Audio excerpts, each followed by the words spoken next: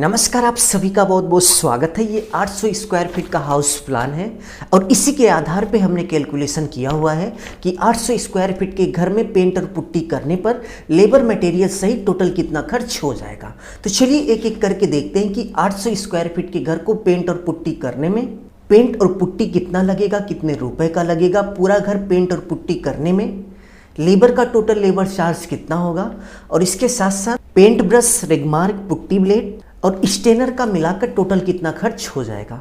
एक एक करके इस वीडियो में हम आपसे फुल इन्फॉर्मेशन शेयर करेंगे। चलिए वीडियो की शुरुआत करते हैं। वीडियो की शुरुआत करने से पहले आप सभी से बस छोटी सी रिक्वेस्ट है कि प्लीज़ वीडियो को लाइक कर लीजिए और यदि आप इस चैनल पर नए हो तो चैनल को सब्सक्राइब कर बेल आइकन प्रेस कर लीजिए, जिससे आगे आने वाली अच्छी वीडियो की नोटिफिकेशन आप सभी को मिलती रहे। तो चलिए टॉपिक पे आते हैं, देखते हैं कि 800 square feet house paint putty work labour material rate 2022 यानी कि 2022 में यदि आप 800 स्क्वायर फीट के घर में पेंट और पुट्टी लगाने की सोच रहे हैं तो लेबर मटेरियल सहित टोटल कितना पैसा लग जाएगा। तो आप देख सकते हैं कि ये हमारा 800 स्क्वायर फीट का हाउस प्लान है और इसी के आधार पे हमने कैलकुलेशन किया हुआ है कि 800 स्क्वायर फीट के घर में पेंट और पुट्टी करने पर टोटल कितना खर्च हो जाएगा। तो सबसे पहले आपको पता होना चाहिए कि घर के अंदर बाहर की दीवार का एरिया यानी कि क्षेत्रफल कितना है। तो इस प्लान के आधार पे घर के अंदर बाहर की जितनी भी दीवार हैं सभी को कैलकुलेट करने के बाद 3638 स्क्वायर फीट आ गया और इस एरिया में डोर और विंडो का एरिया ऐड है जो कि हम आगे चलकर माइनस करेंगे।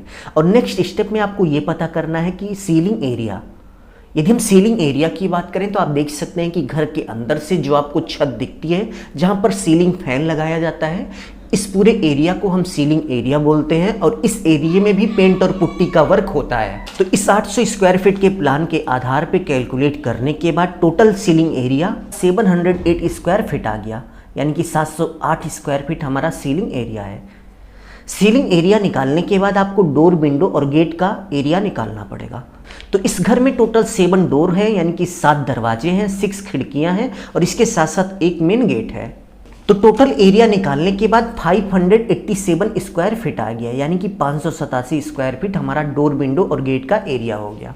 तो घर के अंदर बाहर की दीवार का एरिया और इसके साथ साथ सीलिंग एरिया और गेट, विंडो और गेट का एरिया निकालने के बाद नेक्स्ट स्टेप में आपको ये निकालना है कि टोटल पेंट एरिया कितना है। तो टोटल पेंट एरिया निकालने के लिए सिंपली आपको घर के अंदर बाहर की दीवार का क्षेत्रफल और सीलिंग का क्षेत्रफल जोड़कर उसमें से डोर, विंडो और गेट का एरिया माइनस कर देना पड़ेगा।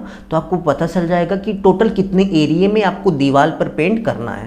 तो सॉल्व करने के बाद आप देख सकते हैं कि 3759 स्क्वायर फीट के एरिया में हमें पेंट और पुट्टी का वर्क करना है। तो चलिए हम यहाँ पर लिख लेते हैं। तो 3759 स्क्वायर फीट में टोटल आप देख सकते हैं कि 75.18 लीटर पेंट लगेगा। यहाँ पर हमने 50 से इसलिए डिवाइड किया हुआ है क्योंकि 1 लीटर पेंट 2 कोट में 50 to 60 स्क्वायर फीट का एरिया कवर करता है, इसलिए आपका ज़्यादा से ज़्यादा 75.18 लीटर पेंट लग जाएगा।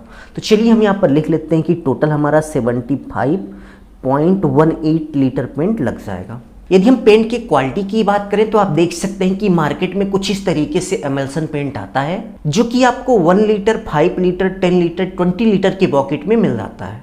और यदि हम एमल्सन पेंट के 1 लीटर पेंट के प्राइस की बात करें तो लगभग आपको 152 यानी कि 152 रुपये पर लीटर के हिसाब से मिल जाता है। तो चलिए गुणा करके देखते हैं कि 75.18 लीटर का टोटल कितना पैसा हो गया। तो गुणा करने के बाद आप देख सकते हैं कि 11,427 रुपये का हमारा पेंट हो गया। तो चलिए हम यहाँ पर लिख लेते हैं कि 11,427 रुपये का पेंट हो गया। पेंट के बाद यदि हम पुट्टी की बात करें तो 3759 स्क्वायर फीट में पुट्टी करने पर आप देख सकते हैं कि 375.9 किलोग्राम पुट्टी लग जाएगी। यहाँ पर हमने 10 से इसलिए डिवाइड किया हुआ है क्योंकि 1 किलोग्राम पुट्टी 2 कोट 10 से 15 स्क्वायर फीट का एरिया कवर करती है, इसलिए आपका ज़्यादा से ज़्यादा जो पुट्टी लगेगा वो 375.5 किलोग्राम लगेगा। तो चलिए हम यहाँ पर लिख लेते हैं कि हमारी टोटल पुट्टी 375.9 किलोग्राम लग जाएगी। और यदि हम 1 किलोग्राम पुट्टी के प्राइस की बात करें तो मार्केट में हमें 17.5 यानी कि 17.5 रुपये पर किलोग्राम के हिसाब से पुट्टी मिल रही है। तो चलिए गुणा करके देखते हैं कि टोटल कितना पैसा हो गया। तो गुणा करने के बाद आप देख सकते हैं कि 6,578 रुपए की हमारी पुट्टी हो गई। तो चलिए हम यहाँ पर लिख लेते हैं कि 6,578 रुपए की हमारी पुट्टी हो गई।